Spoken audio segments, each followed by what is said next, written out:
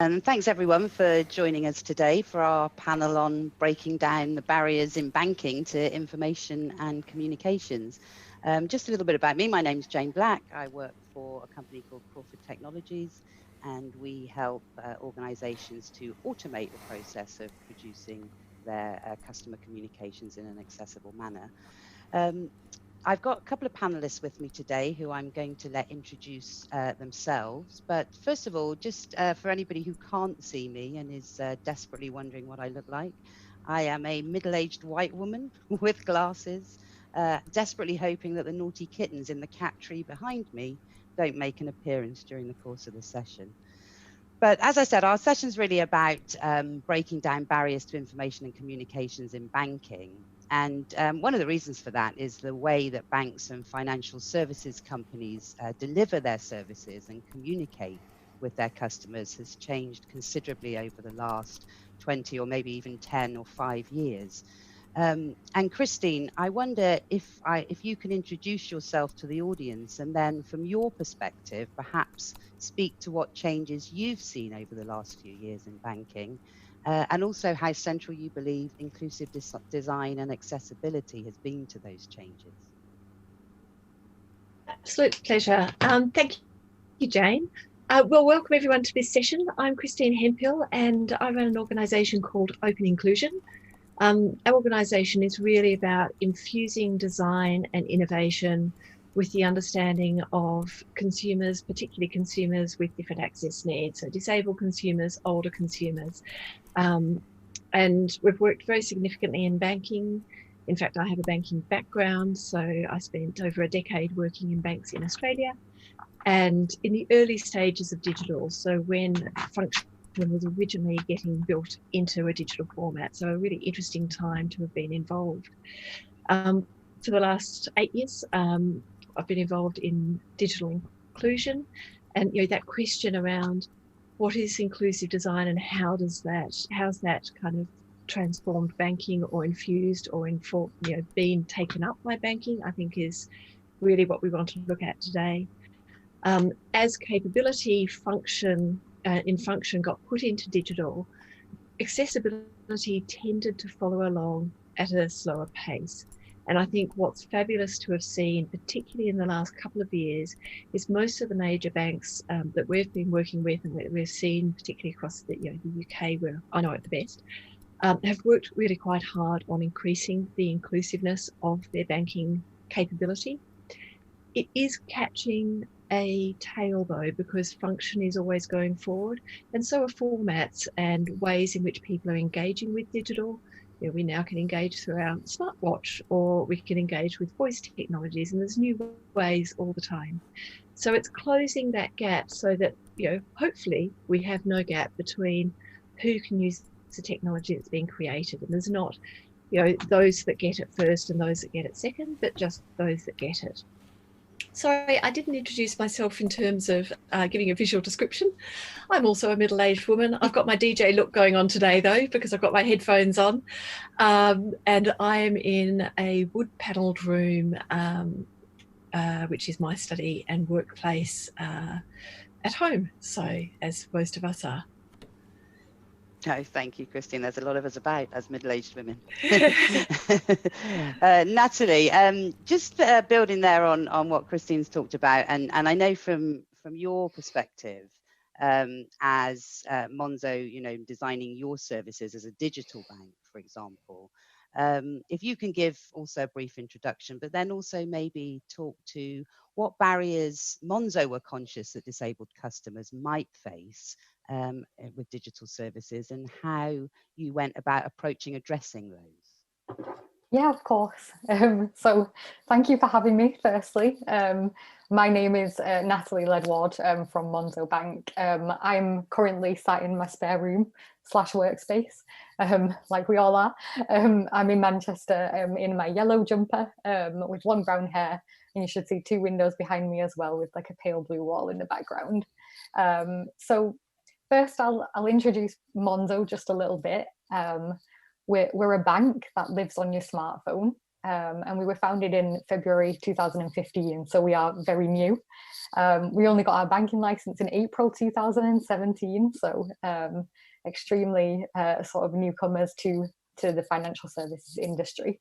But we currently have 4.7 million customers, and that customer base is growing. So that's kind of why I'm here today, to talk about those customers' experiences and hopefully what we're doing to make it a little bit more accessible for them. So at Monzo Bank, I lead on our approach to vulnerable customers, financial inclusion and accessibility.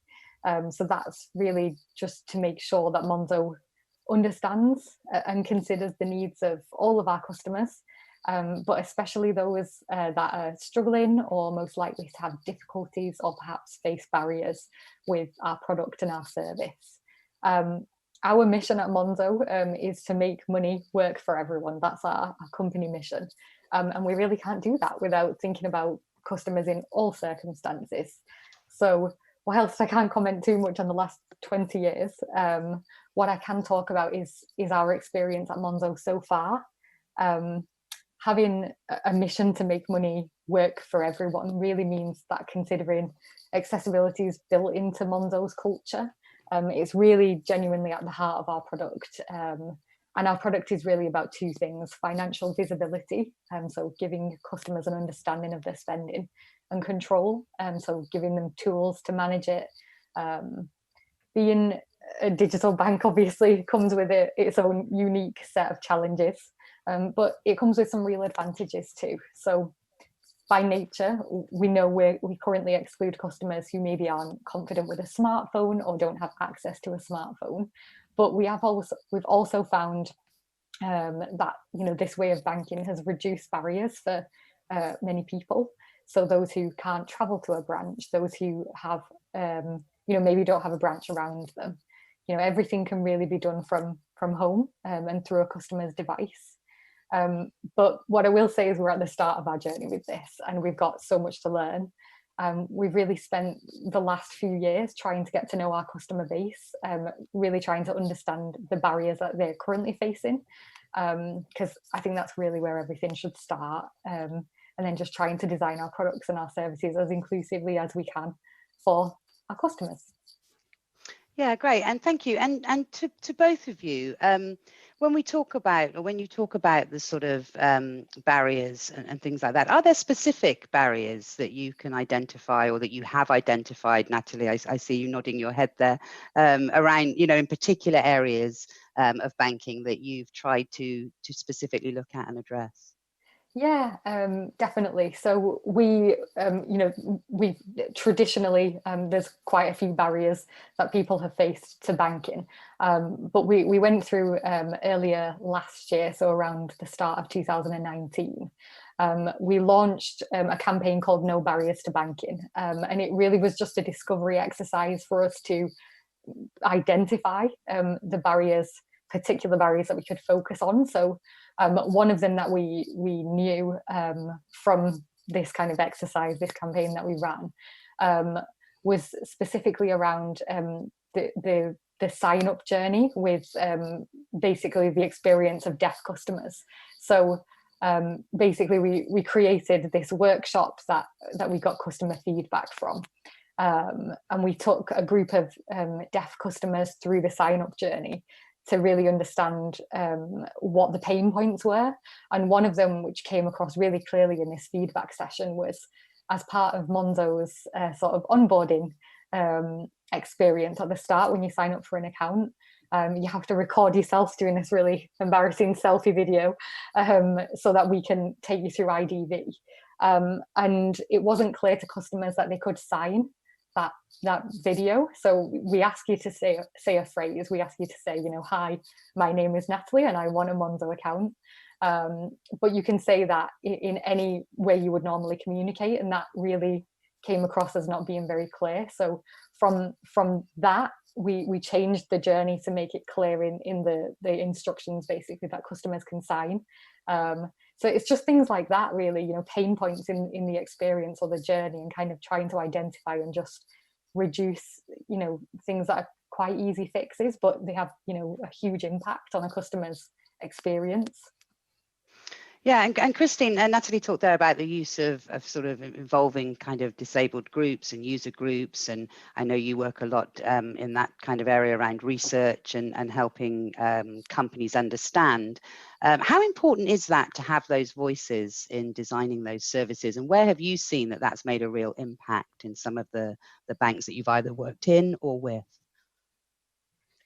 It's absolutely critical. And what we've seen is, so Open Inclusion has a user panel, actually, similar to, in our last panel, RIDC, we're talking with Gordon. We have a user panel of disabled and older consumers, hundreds of people spread across the UK. And we do ongoing research with them, usually with, for customers to understand certain environments and to inform them on their design journeys or redesign journeys or innovation projects. And it's absolutely, it is truly the gem within our business, because it's this ongoing insight, and it's like the fuel that enables the engine of design. Designers, someone was talking about this at TechShare Pro this morning, and I do apologize, I can't remember who it was, that designers don't deliberately exclude. They just don't. People don't get up in the morning and think, how can I design a fabulous product that's going to exclude people? They do it by accident. And they do it because they don't have these voices of consumers that have specific needs that need to be designed in, need to be understood. And as Natalie was just talking about with the deaf experience of the signed video, that wasn't even designed to exclude, but it wasn't specifically understanding the point at which people felt left out. And that was a communication point that could be quite easily solved. So the fabulous thing is, once you open yourself to these voices, some of this stuff can be done very quickly and very cost effectively. And it's just the understanding itself that enables that journey to be opened up to everyone. Some of these things take more strategic change and requirements and being built into a longer journey. But like anything, once you understand who you're excluding and why, it's so much easier to bring them in. And in terms of the who you could exclude and how we think about who we're designing in specifically, again, there was some good conversation in the previous panel about vulnerability versus accessibility versus exclusion. And I think it's really important to think through all three layers. Accessibility is about disability. So people, whether it's temporary or permanent, that have an ability that means they cannot access the service. Their ability and the environment, the service, the product that's being provided don't line up, and they cannot use that. Vulnerability tends to be more life event and situation based. So at this moment in time, because of this particular thing I'm trying to do, I'm going to get a different outcome. And it's about that change in outcome as a result of the difference at that moment in time. The reason we're open inclusion is we really don't care where this difference comes from. We care about difference and designing that in. And that includes people who have a permanent disability, situational or temporary disability, like an injury, or working in an environment that they're operating in a second language, or whether it's situational. And at this moment in time, we're obviously in a COVID situation right now. Many people are in a point of heightened anxiety and heightened vulnerability to certain interactions and outcomes that they wouldn't have been in a year ago. So once we start to understand around the edges of that experience, we can really design for a much broader range of consumers, of humanity. And that just makes our designs more robust, more sustainable, and of course, more valuable. Yeah, and actually leading on from that, there's a lot of debate in the accessibility world around carrot and stick. So, should there be more legislation that drives the kind of stick approach, or should it be more, encouraging with the carrot? I guess another way of framing it is, should we be focusing on the customer experience for everyone, or should we be focusing just on compliance? And we work a lot with North American companies, and it's very much compliance focused. But I wonder if you feel, either of you, that that's a little bit reductive, and perhaps there are other ways to look at accessibility when there is no stick involved, there's little legislation like there is over here. Yeah, I agree. I mean, for us, technology and innovation moves faster than regulation and legislation. You know, I think there's some real opportunities in that space to bring down barriers. But I think, you know, the FCA released this kind of new guidance in the last year on vulnerable customers, which kind of encompasses some bits and pieces about the Equality Act and accessibility as well. And I think they've really kind of got it right in that, you know, they put heavy emphasis on embedding this into the culture of firms and embedding the thinking around, you know, customers that have different needs or additional needs into not just the delivery of your customer service, but every element of your product as well. So, you know, from the design of the customer journey through to the communications that you're delivering, and whether that's, you know, in an app or whether that's on social media or whether that's on paper, it doesn't really matter.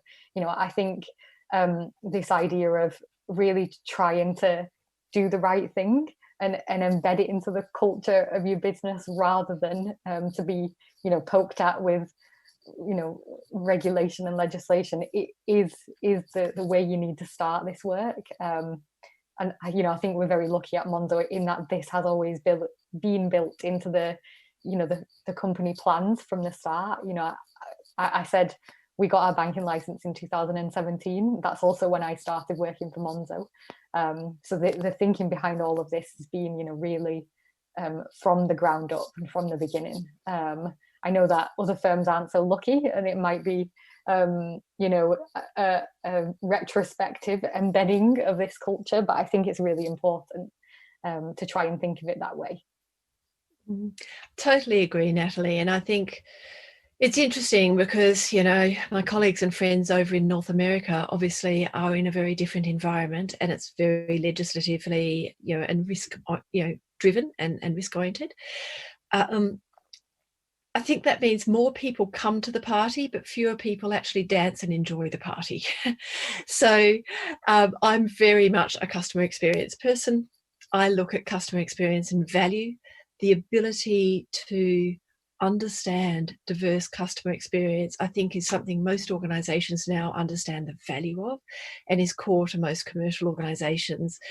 Understanding what is that spread of customer value across their customers, and then trying to unpick why are they creating moments of delight that create massive loyalty and are the most powerful marketing program, far better than spending a lot of money on advertising.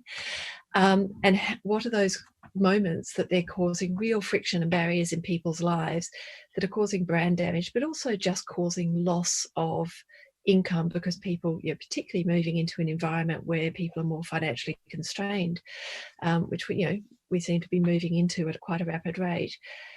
Hanging on to share of wallet is going to require us all to step up in terms of the experiences we're providing our clients and customers.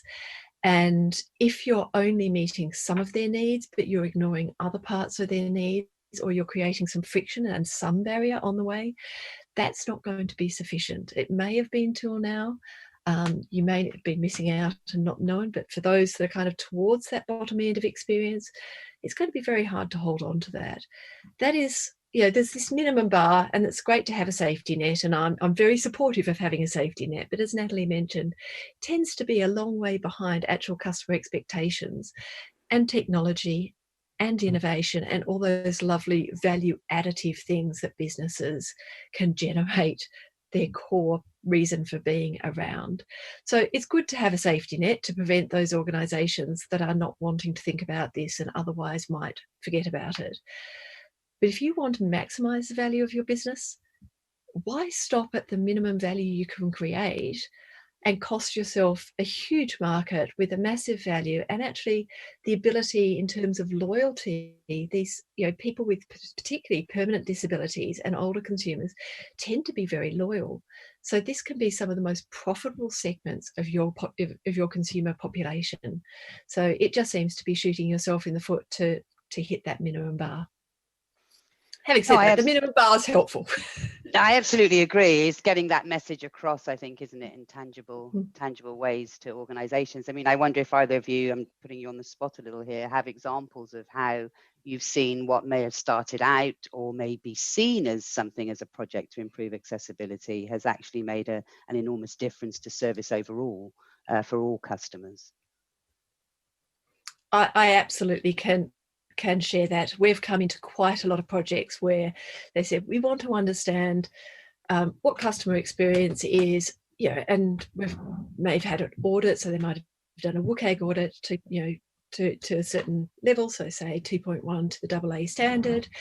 They go, we just want to tick this box to say that consumers with different access needs and disabilities have used our product. And it might even be that comes in from a communications perspective, or from it's a compliance requirement for their organisation, or for government it's now a requirement. And then in doing that, they see the value of this fuel and say it is like rocket fuel. Extreme insights are so powerful. The difference between them is enormous once you start moving towards the edges of experience. And so they start seeing the power of these insights coming through, and then all of a sudden their design is unleashed to the next level. Innovation gets triggered. We've seen, we're now involved in organisations where they may have originally come to this through very much a compliance mentality, and we're now involved in their innovation projects because they recognise that this is actually a fabulous place to start an innovation project with a mainstream orientation. It's just, this is going to give them more insight to make that innovation more profoundly interesting, valuable, and that filter or that perspective that's going to find those points of real value more easily, and it does that. Yeah, definitely. We had an interesting experience a few years ago at Monzo with a product feature that was designed very specifically with a group of vulnerable consumers in mind. So we, in 2018, released a gambling block. And we designed it with a group of customers that had specifically requested it to help basically aid their kind of methods of exclusion, of self-exclusion from gambling. So that, it became basically a tool amongst others that they could use to kind of curb their spending habits on gambling. And so we'd worked with this group, and obviously we didn't expect a very large customer base, a large percentage of our customer base to have gambling addiction. So we released this feature expecting only a small number of customers to actually use it. And in the first few days of launching, we watched the number of customers turning it on skyrocket. And we were really confused because we expected, a really small percentage of our customers to have it on. And then all of a sudden, we've got hundreds of thousands of customers, and at the time we only had hundreds of thousands of customers, switching this feature on. So we did a little bit of user research with customers that had turned it on, and realized that actually a lot of people had turned it on for security. So they thought it would be a good additional sort of, I don't gamble anyway, so I'm going to just turn this on, and then, if somebody steals my card or, whatever, then it's just an extra layer of security, which then triggered in turn this kind of really nice project around kind of education on scams and the security of your bank account, just because we'd created this feature that had, absolutely no intention of being a security feature. It was designed for a small group of customers, but, you often get these happy accidents which lead to, something that's actually a bit more universal. And that's where this, educational content came from. So yeah, absolutely. Always leads to more universal use. Yeah, absolutely. Sorry, I was just going to. No, sorry. The other thing that we've seen is early on, when people are thinking about compliance, they often start at the end. They start quite late in the process, and you notice a real difference between more mature organisations and less mature organisations in the inclusion space. It tends to be definable by timing. And we're all on a journey. So let's just start by recognising we're all on a journey, and we're all on this maturity journey, including open inclusion. So let's start there and not judge anyone for it. But people who are fairly new on that journey often say, just before something's released, oh, can you come in and check it? Whereas what we see with more mature organisations is they start to embed those skills and capabilities into their teams. They start to ensure that they're listening to that insight, as Natalie just shared, right at the beginning of the innovation or the redesign or the design journey. And that's coming in small amounts and regularly, as opposed to a kind of one big chunk and late. A little and often and starting early is so much more powerful and actually much, much more cost effective. So it tends to create, I think of it as that while the cement's still wet, it's so easy to kind of add a little bit of inclusive design when you're still actually mixing it into a powder, rather than trying to crack a cement that's, 3/4 set to put a bit of, jam a little bit of inclusive design change in right at the end. Yeah, no, absolutely. So just, and I know, Natalie, you can only speak for Monzo. Christine, maybe you can have a little bit of a wider perspective. But if we were to take a look at the state of play today before we go on to look at the future, how accessible in terms of Monzo, Natalie, would you say your banking services are? And what is your, what other areas do you feel that you want to extend into? And then Christine, if you have an idea for some of, the nameless clients perhaps you may have worked with. Sure. So, I'll go back to the best people, I think, to answer that question are the experts by experience, our customers. And, they will feed back to us via all sorts of channels if something is going wrong. And, we are aware that Monzo is not perfect. There's many things that we're still on a journey with. But, from our perspective, being quite small still, and we're able to kind of move quite quickly. We know that those really small changes can have really big impact. So like I said, we're not accessible to everyone yet, but we are learning about those barriers that our customers are facing. And we're really trying hard to do banking a little bit differently and reduce the ones that we know have been there for years. So, one of the sort of more obvious examples that we tackled quite early on is around language. So, historically, banks have been, associated with this financial services jargon and long, complex leaflets explaining, everything about your bank account. And you really shouldn't need an advanced or a high reading age to understand basic information about something as essential as your bank account. So, at Monzo, we've taken the approach that we basically have a dedicated team of writers who make sure that all of our written communication is consistent, it's jargon free, and it's got a low reading age. We even shared our approach to this and created this writing guide so that other firms could use it. If you Google Monzo writing guide, you'll find it. And I think communication is a really good place to start, because not only at Monzo have we tried to be transparent about how we're trying to improve our communication, but we get customers communicating back with us just as much and telling us what is working for them and what isn't. One thing that I would very much like to kind of look at next was something else that came from our January event with, it was basically a partner event with Royal Association for Deaf People and a company called Signly, who were doing really amazing, innovative stuff in this space. But they basically highlighted this, need for sign support. We thought we were doing a really great job at Monzo because we've got, a few different support channels, phone calls, we can answer phone calls, but we can also answer emails, and then also support customers using an in-app chat. So we thought, that's fine, we're accessible for the deaf community. And then, we heard loud and clear that actually we're forcing people to use their second language, essentially. They really ideally would like support using something like sign video support. And so that's something that we'd really like to kind of try and expand our support channels to accommodate for something like that. But there's so much more to do.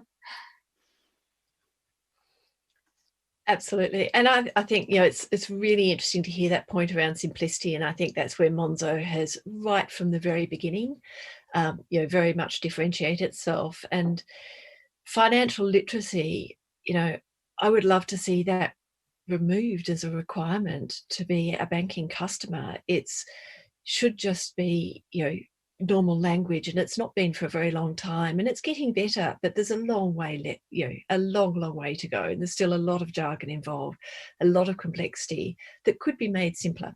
And I think there's some great examples such as Monzo that are leading the way in that. Some of the other things that I think are really important to reflect on, that are trends that we're seeing come through that both have positive and negative ways that they're flowing through for inclusion. Cashless society. I think that's a really important one. That's incredibly empowering for some people with access needs. We're dealing with money, and particularly with dexterity or physical mobility challenges. It's easier to deal with cashless for many people, but for other people that might be more difficult to understand. Hang on, how much was that really? Because there's not the colour of notes, and people who learn differently and think about money differently.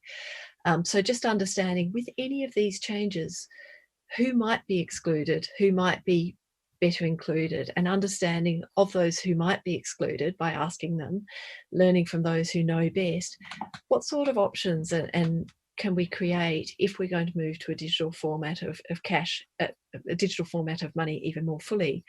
How do we make that easier for people that today cash provides a really helpful capability? Obviously, we were hearing earlier on people with carers, cash is a much more manageable element to give to someone than a card and their PIN number, and safer to some degree. So as we're creating digital formats of that cash, like prepaid cards and so on, how do we have those alternatives? The other one is the change in branches. Obviously, a huge reduction in branches over the last 5 years, or particularly the last decade, and that ongoing. And these days, the exclusion from branches, not because they're not there on the high street, because we can't access them. So who's using the branches today for what? What sort of services do they need, and what alternative to those services can be provided in ways that are suitable to those communities? And again, ask and learn, because people are happy to tell you. It's just opening those channels to communication to understand what those impacts might be. And potentially, if you've got assets such as branches, what are the other service capabilities that you can create there that might be very helpful to people? And we've seen a number of the banks create digital literacy and online banking support in their branches to help people get through that early learning of coming onto online banking. There's still 25% of the population in the UK not using online banking. That might be because of confidence. That might be because of competence. It might be due to digital device access or data access. So just the having access to the tool itself and data for that. So for those people, what are the alternatives that you're creating, and ensuring that they're protected and still supported within this kind of changing environment? So I think, and then the other one, obviously new formats and new functions that are going online. More and more of the banking functions are online. So as more complex elements go online, how do we ensure that those journeys are being tested with a really wide range of people to make sure that they're still low friction and accessible to everyone? And then new formats. We're talking about wearables, we're talking about voice UIs. There's a range of new technologies always coming through. I'm working very fully in immersive technologies now, and I could imagine, in a not very distant future, being able to put some of those branch conversations where you really do want a personal conversation with someone who understands you and your needs, in an immersive world. And how are we going to ensure that that's designed in such a way that it's really inclusive of everyone of all abilities? So there's some of the interesting challenges, in the future that I see.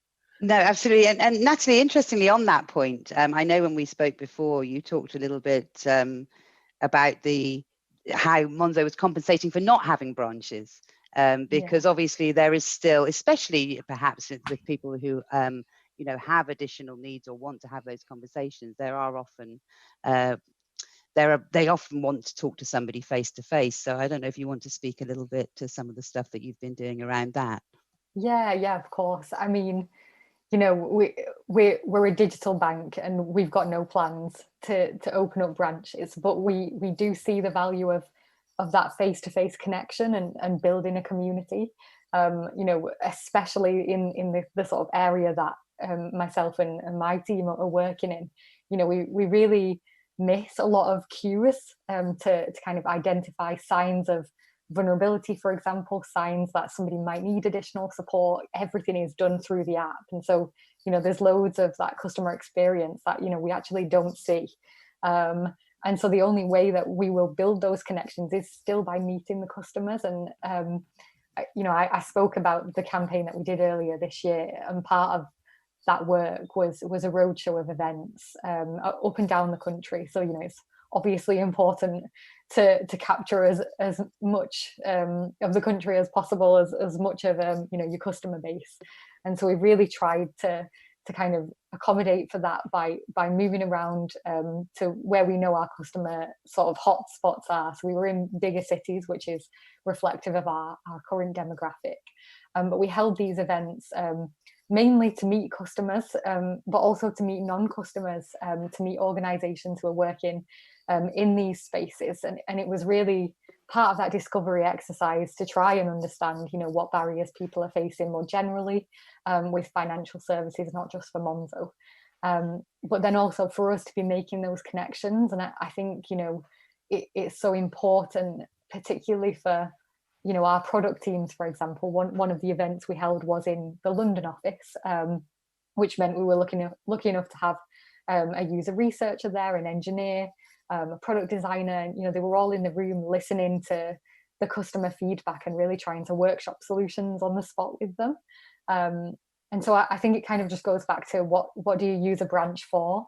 And Monzo customers don't need a branch to kind of take any action on their account. Everything can be done in the app or over the phone, contacting customer support. So it's then what purpose would a branch serve? And I think it's other banks are doing this now as well. I think they're seeing that it is more about community, making connections, maybe an element of financial education, financial literacy, and just really trying to empower customers to really understand what they're spending their money on and how they can manage it with the tools that these products and services provide.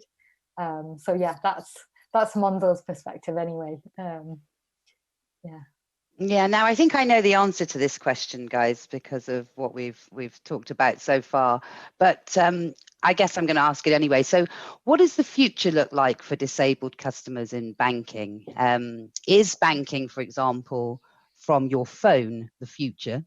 And if it is, how do we ensure that any of the new technologies that come along with that and new services remain inclusive for disabled customers? I'm happy having a first stab at this one, Natalie. Then I am an optimist, anyone who knows me. So I'm going to start by saying it's enabled customers.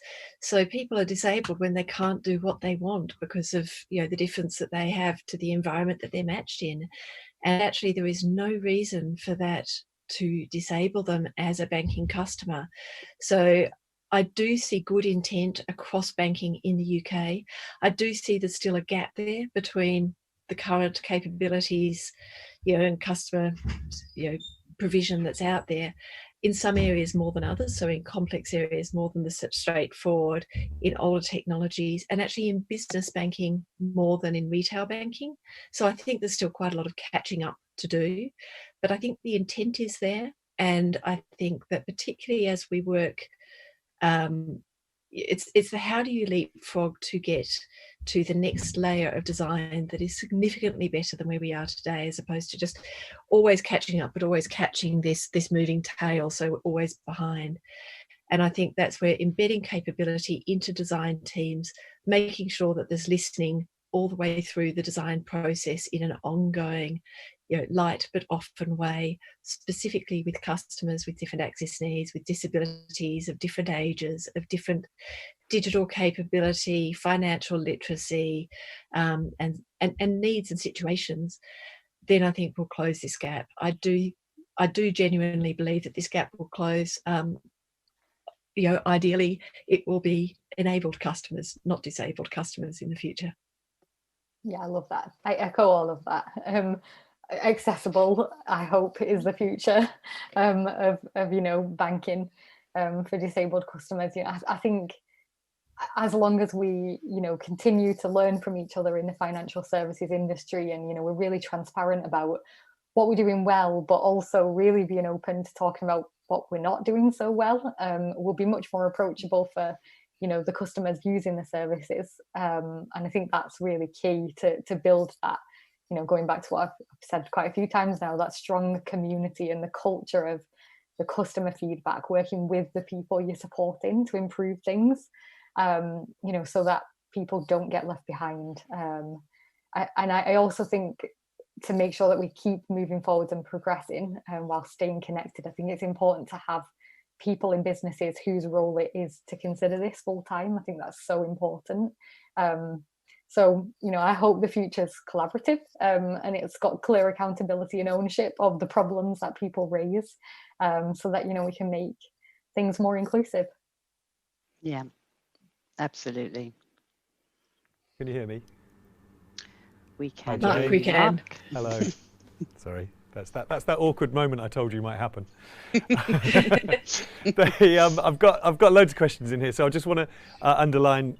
Firstly, thank you, really fantastic session. Also, what we're doing is gathering the questions here, and we'll feed them back into the panel as an opportunity to create some FAQs after the event. So we'll have some FAQs to accompany the video when we share it later. So all of you that have been asking questions, thank you. I've got one in particular I thought would be interesting to ask. It particularly made me think of this morning's session from the business leaders. Do you know of anything going on within banks for employees around engagement, particularly to do with disability, supporting employees with disabilities? Obviously, that's the flip side of that cultural story that we were just talking about there. Are there particular examples that you know of where banks are picking up on this internally and building programs for employees? I'm asking that of all of you, I guess. I don't know whether any of you do. Natalie, do you want to talk to at Monzo? I mean, I'm certainly aware of other organisations, and there's, in fact, I think most of the leading banks, there is a real search for talent. I mean, there is a real desire for great talent in the financial services sector. It's a very attractive sector to work in, and it's a sector where, I think traditionally hasn't been that inclusive, and there's been a lot of work done by I'm aware of a number of the big banks, and actually some of the smaller building societies and organisations as well, to ensure they have the greatest talent in their organisations, including people with different access needs and disabilities. That also means that they've got some lovely listening posts internally as well to understand and reflect the communities they're looking to serve. So, that knowledge starts to become embedded both from within as well as from without. So I know how powerful that is. I obviously can't talk through the experience of those organisations, but Paul Smythe, Charlotte from NatWest, there's a whole lot of organisations that have done a lot of work in this space.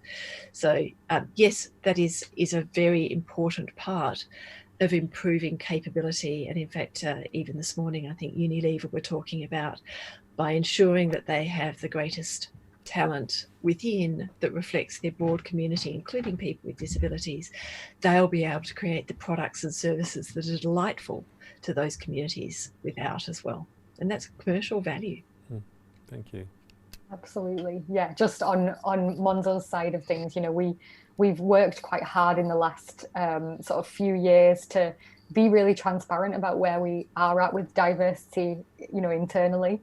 And whilst there's strides to go, there always is. We have improved in the last few years, and I think it's really important to say that we want to see the customers represented in our workforce and vice versa. And so you can't make money work for everyone without having that representative workforce.